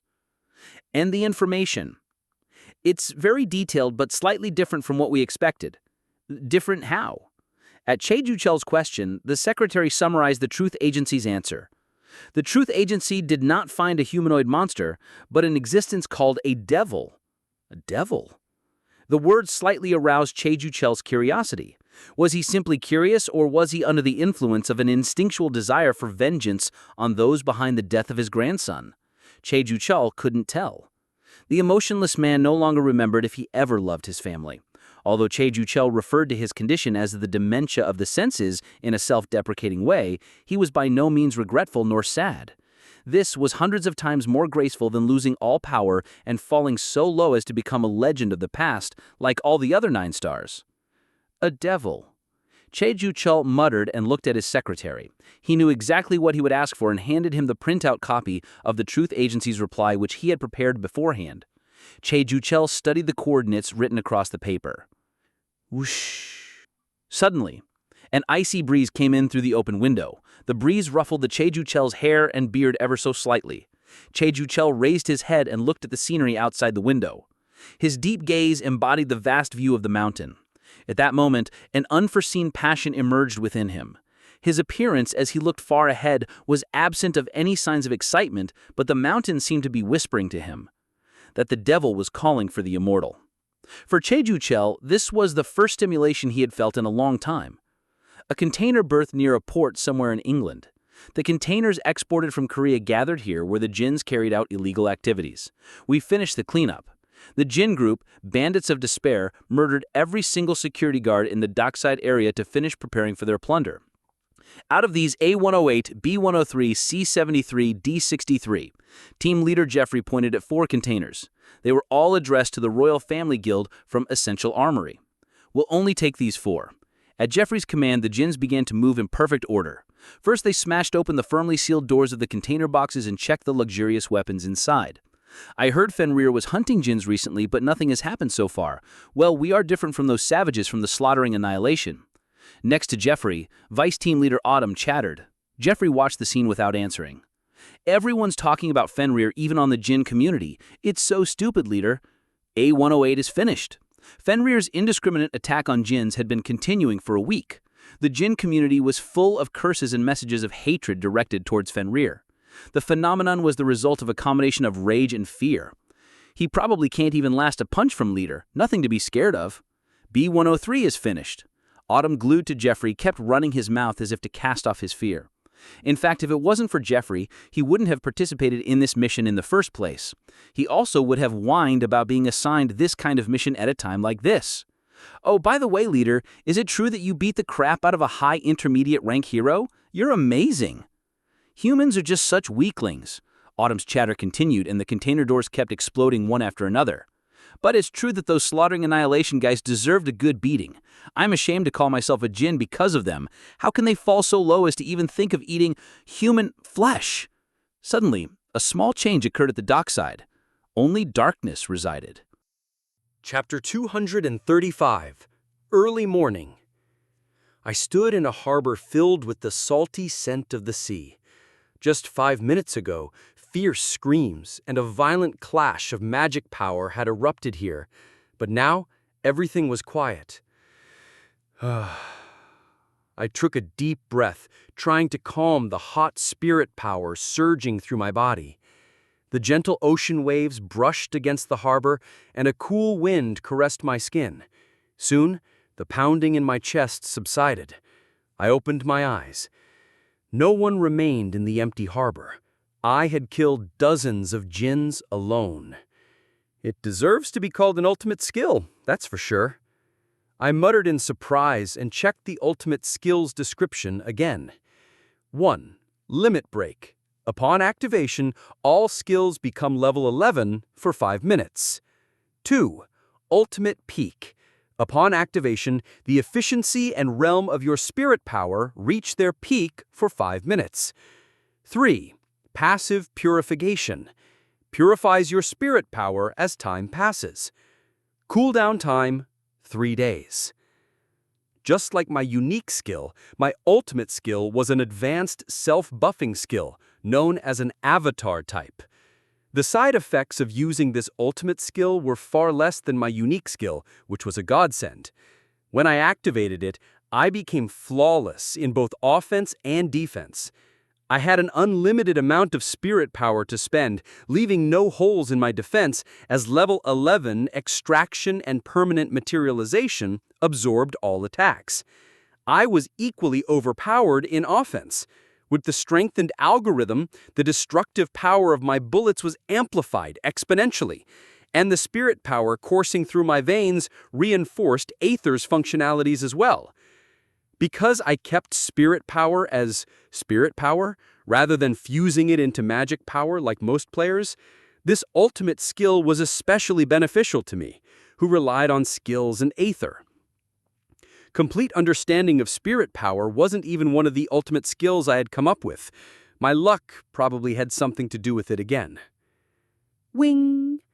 At that moment, my smartwatch vibrated. Yu Yanha was video calling me. Hello? As soon as I picked up, Yu Yanha's face appeared on a hologram screen. Yo, it's been a while. What's up? Where are you? It's kind of dark. Me? I'm at a harbor. I raised my smartwatch and showed her the scenery. I stopped djinns from robbing Essential Armory's cargo. Really? Yep. Do you know Jeffrey? Yes, I do. The association has a bounty out for him. Isn't he a brown rank djinn? The association assigned ranks to djinns as well. A brown rank djinn's bounty was around 1 to 2 billion won. The brown rank was equivalent to high intermediate rank, grade 3 to grade 4.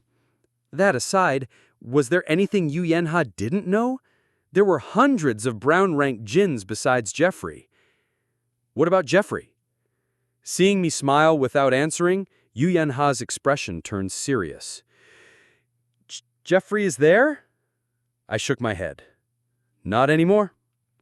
You killed him? Yep. Yu Yanha stared at me, dumbstruck. I scratched the back of my head and changed the topic.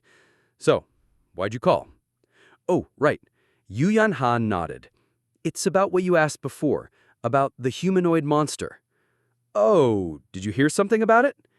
Information about the humanoid monster couldn't be found easily, even with the Book of Truth, so I had asked Yu Yanha to look into rumors about it. Yes, it seems something similar has been found in Pandemonium. Yu Yanha sent me a picture. The image was a silhouette, hard to identify, but anyone could tell from its tall height and thin body that it wasn't human. Is this a picture or a video? It's a paused video. Play it. The video resumed. Something was running on the ground. Its speed was so fast that even the 1,000-mile eyes had trouble capturing it. Can you slow it down? This is 0.01x. 0.01. Yes, that was enough of a clue. There was only one monster that could move at such speed. Guru-Guru, a humanoid monster resembling a praying mantis. It had glowing scythes for front legs and a pair of lightning-speed wings.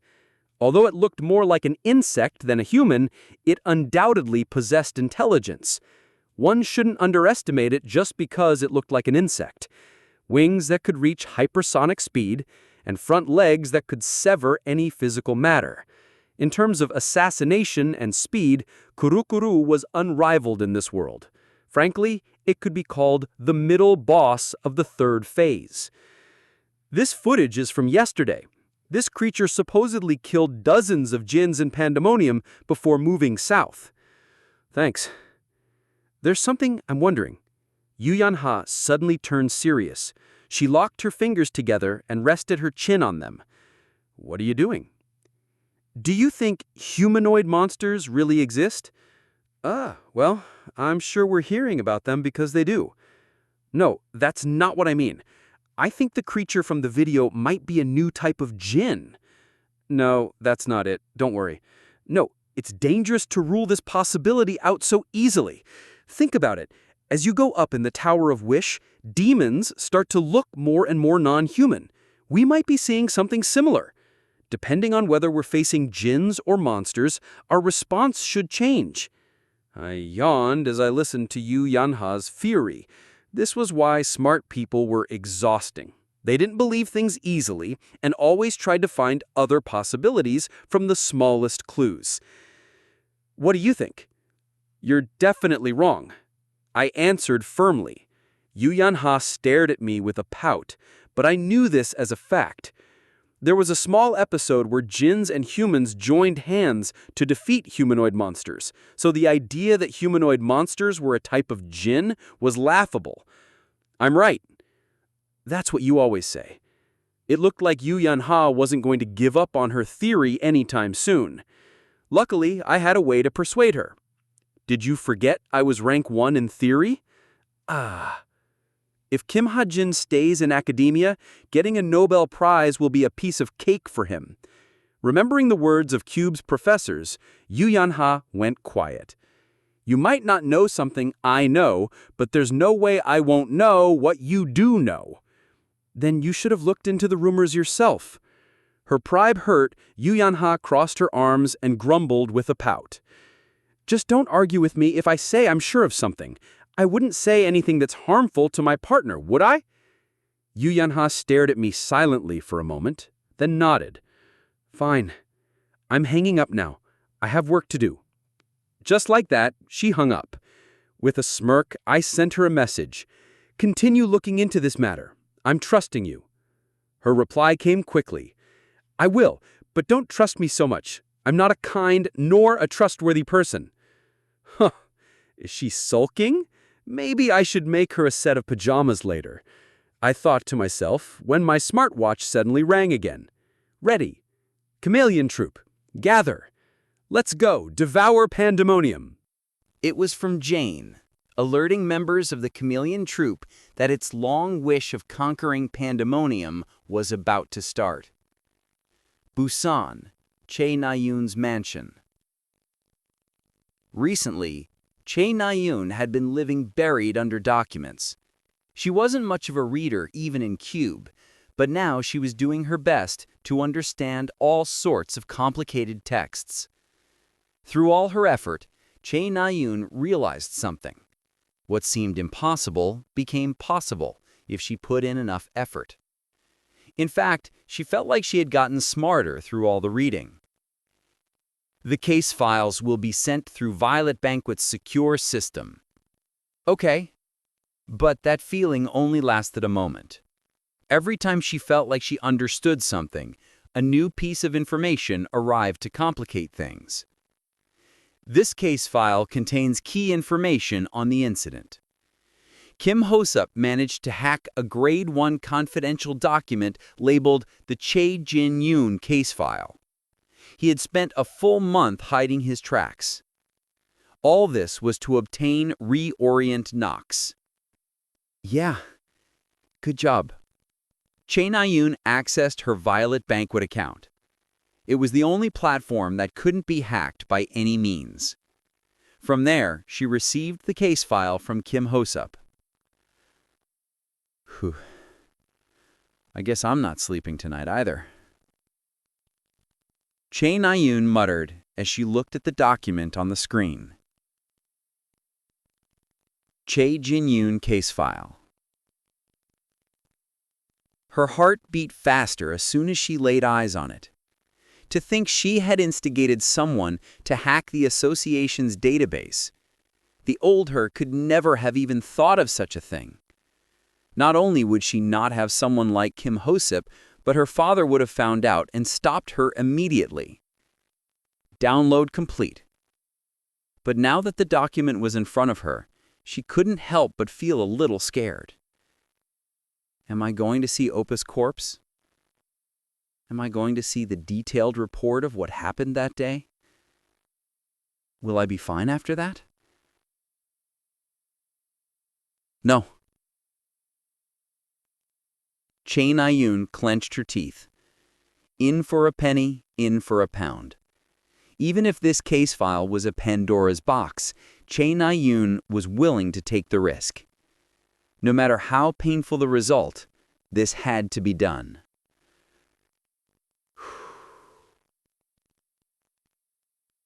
After taking a breath to collect herself, Chain Ayun slowly opened the file. Huh? But the moment she checked the file, her determination disappeared. White pages were filled with tiny black letters. Most of the words were complicated jargon she had never even heard of. She had expected to see a summarized report like in the movies, but the actual case file left her dumbstruck. It took her a moment to snap out of her stupor. Then she began to slowly turn over the 239-page case file. It was, of course, to find a picture. Page 1, page 33, page 48, page 63, page 129. Finally, on page 169, she came across the picture she had been desperately wanting to see. It was a picture of Chae Jin-yoon's corpse.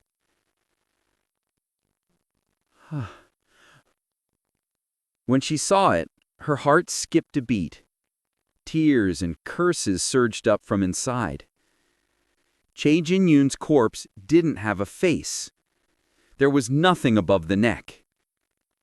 It was then that Chae Na-yoon realized why her father and grandfather refused to show her Chae Jin-yoon's corpse. Chae Na-yoon bit her lips hard. Feeling an insurmountable rage rising from deep inside, she clenched her fist until it bled. Why did it have to be so cruel?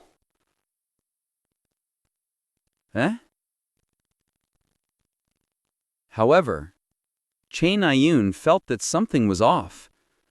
Looking at the picture, a strange feeling flickered inside her. It wasn't just a strange feeling. Her intuition was telling her that this corpse wasn't Chae Jin-yoon, that it couldn't be Chae Jin-yoon, that it was too different and too unfamiliar. Chae Na-yoon began to examine the picture closely to confirm her suspicions. Wait. Soon, she discovered the source of her strange feeling. If this corpse really was Chae Jin-yoon's, it was missing something that should be there. About 15 years ago, Chae Jin-yoon had suffered an injury while protecting her from a sudden monster attack. While Chae Na-yoon cried and apologized, Chae Jin-yoon consoled her, saying that his injury would leave behind a scar of honor. However, this corpse didn't have the scar. Is something wrong? If the information isn't right, then... Chae Na-yoon hung up. She didn't have the peace of mind to listen to anyone right now. Her heart was beating wildly, and a piercing headache struck her.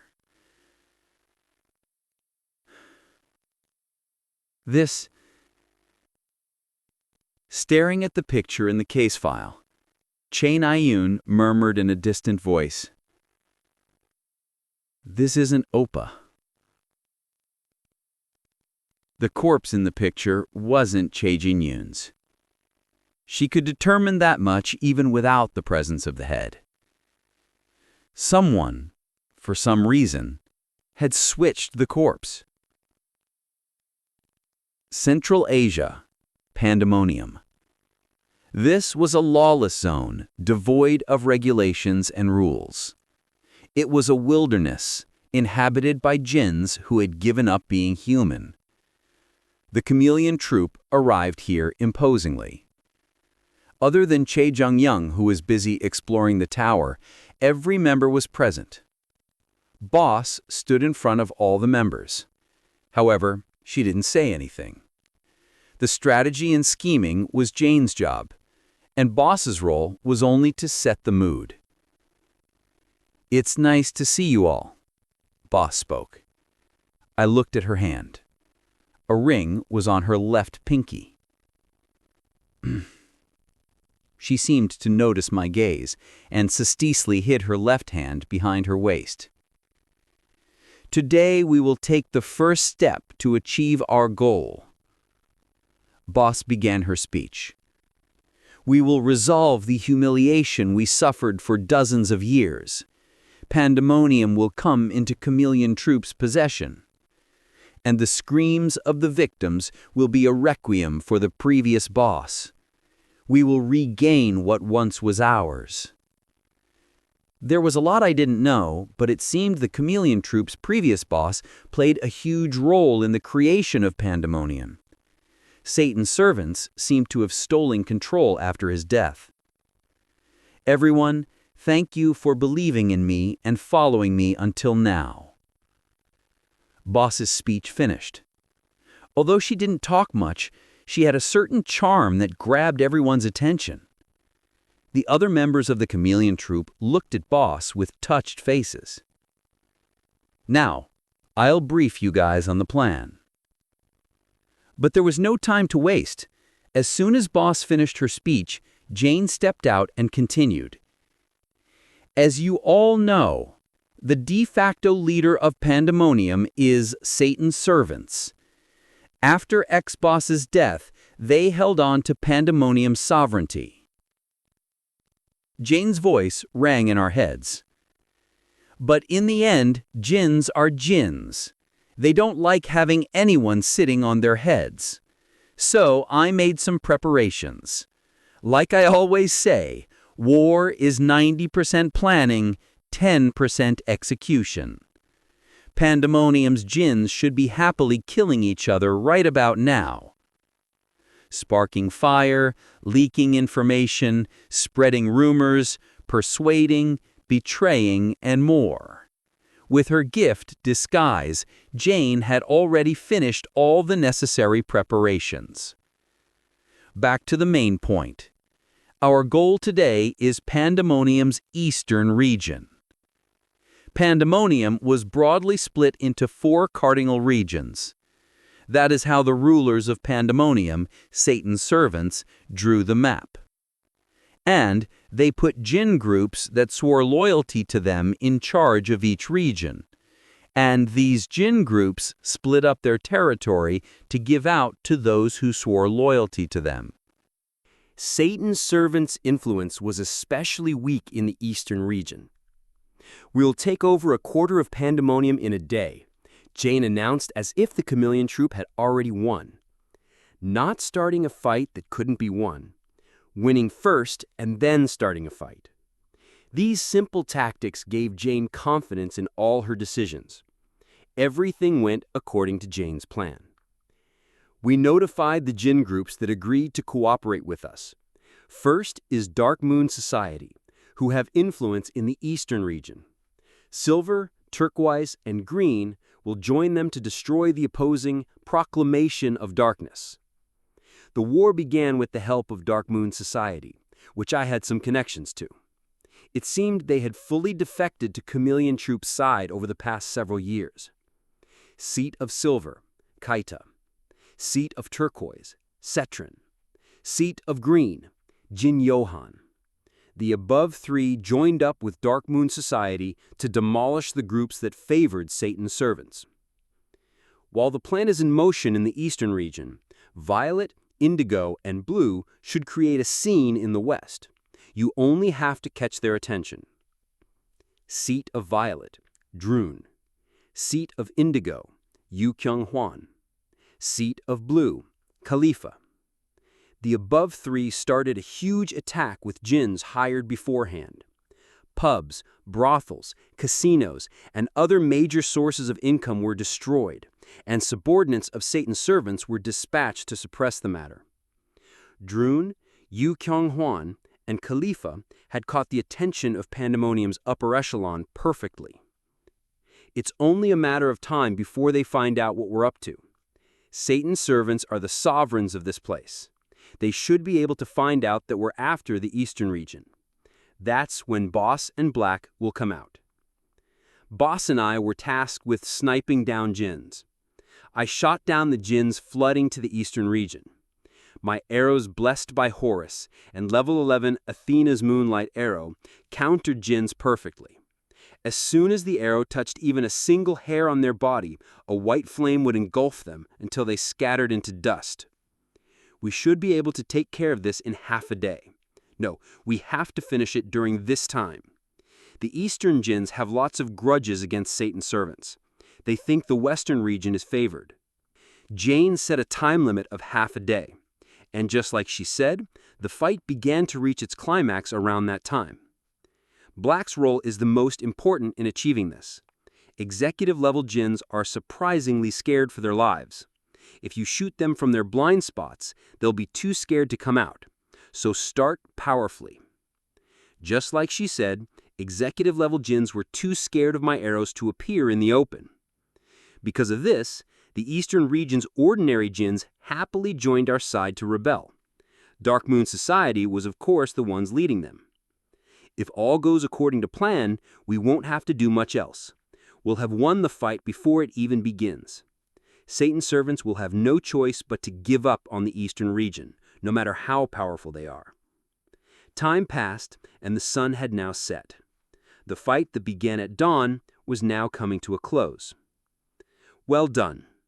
Under the gentle sunset, Boss looked at me and spoke with a bitterness that seemed to carry away some of her resentment. You too, Boss. I was deeply moved as well.